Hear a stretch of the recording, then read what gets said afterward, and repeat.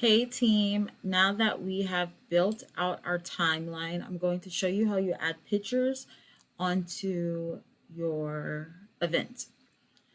So one feature I do enjoy using this is the fact I'm able to change it from 2D to 3D.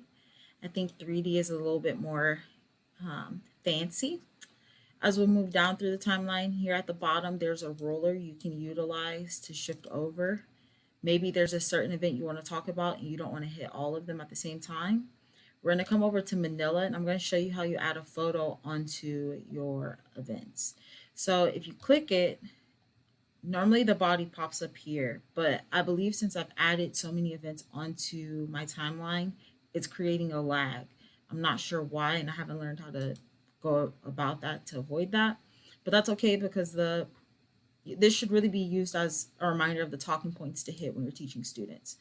So if you want to go over and add a photo, which I do, you can come over to the website that you want to pull it from. In this case, I'm pulling, oops, I don't mean to copy that.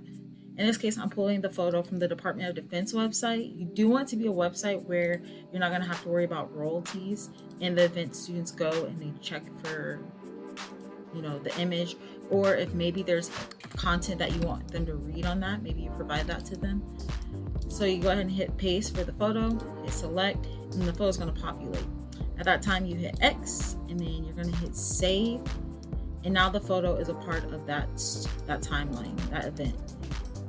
Overall, this is a good tool. Once you play around with it, it does become a little bit easier to use. Just keep in mind, as you build events out, your timeline may have a lag when it comes to uploading the key information to the event. Thanks for your time. Bye.